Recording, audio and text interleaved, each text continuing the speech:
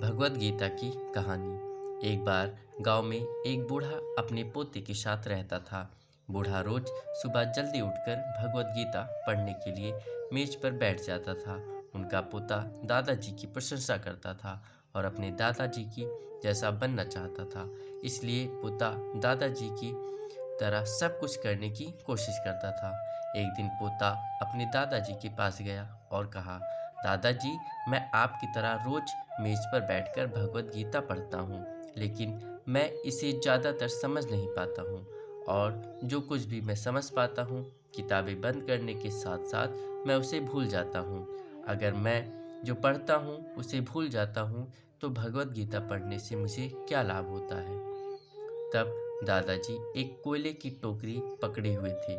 वह पोते की तरफ देखा और उसे कोयले की टोकरी देते हुए कहा, नदी पर जाओ और मेरे लिए एक टोकरी पानी लेकर आओ।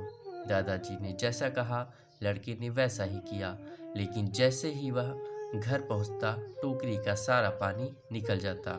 दादाजी ने मुस्कुराते हुए कहा, वापस पानी लेने के लिए नदी में जाओ और फिर से कोशिश करो, लेकिन इस बार थोड़ा तेज चलने की कोशिश करना। लड़का मान गया और इस बार नदी से पानी लेकर जल्दी घर पहुंचने के लिए तेज भागा। लेकिन इस बार भी घर आने के बाद दादाजी ने देखा तो टोकरी खाली थी।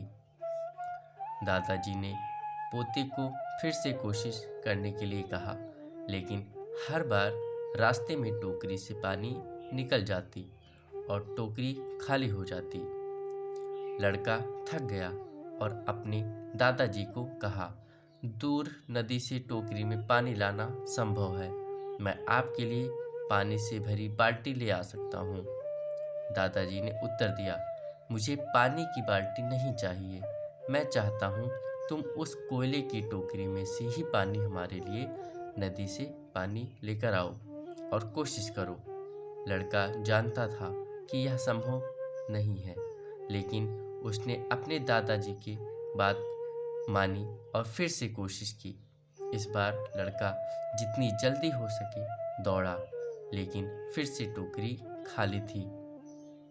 लड़का थक गया और उसने अपने दादाजी को कहा, दादाजी, इस टोकरी से नदी में से पानी लाना हमारे लिए असंभव है। दादाजी ने उत्तर दिया, तुमको लगता है कि यह असंभव है, लेकिन जरा टोकरी को देखो। लड़के ने टोकरी की ओर देखा। टोकरी बहुत साफ सुथरी दिख रही थी। उसने देखा टोकरी से कोयले के सारे दाग हट गए हैं।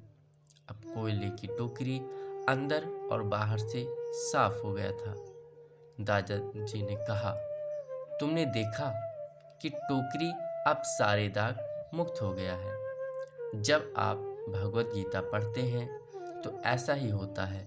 तुम जो पढ़ते हो उसे तुम समझ या याद नहीं रख सकते, लेकिन यह शब्द तुमको अंदर और बाहर से बिल्कुल बदल देगा।